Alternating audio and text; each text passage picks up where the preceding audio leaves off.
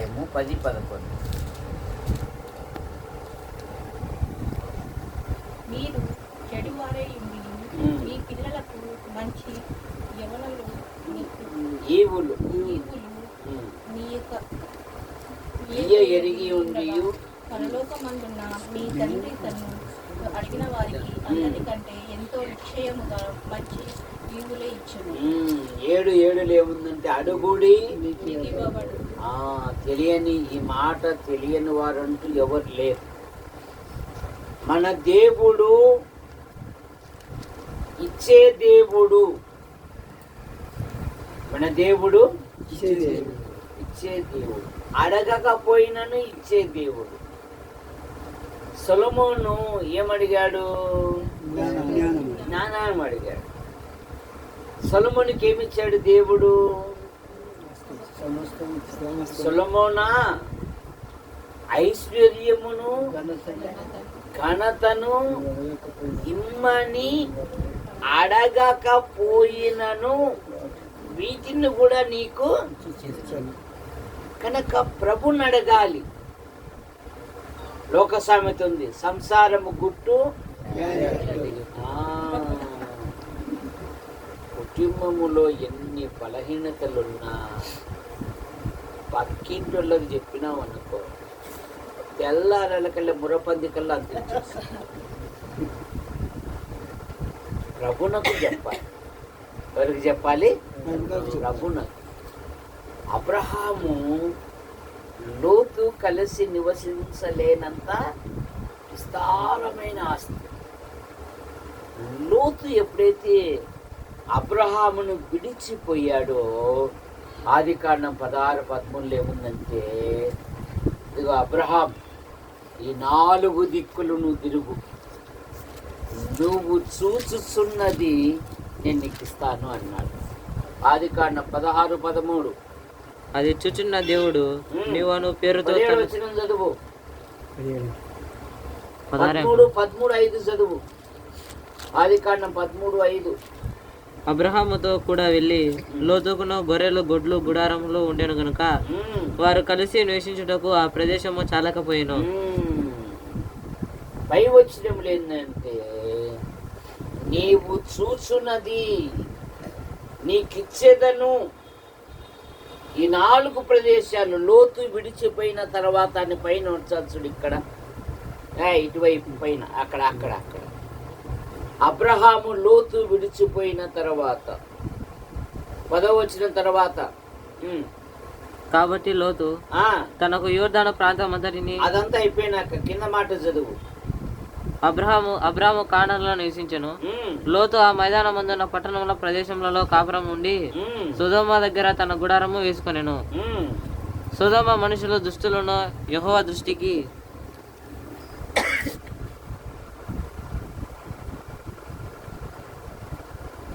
14వ వచనం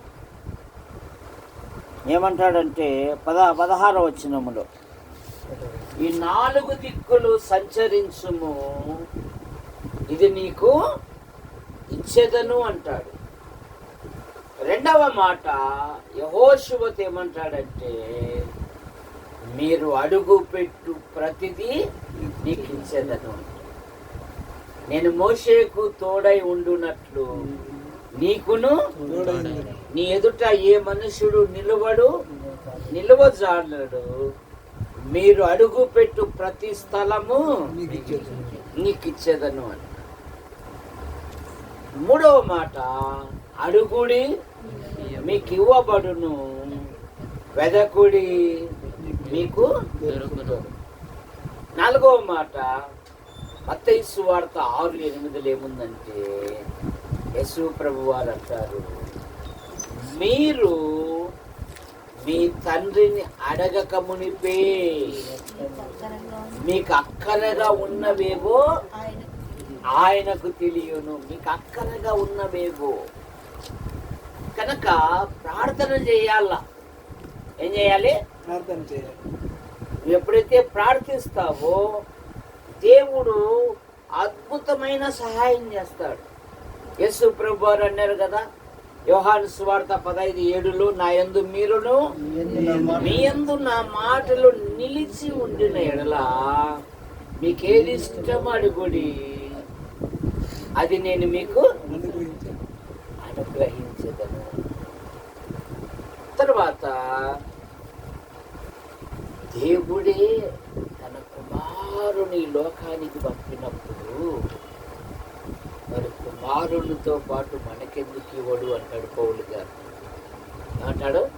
రోమాపత్రిక 8:32 దేవుడు తన సొంత కుమారుని ఇచ్చుటకు 8:32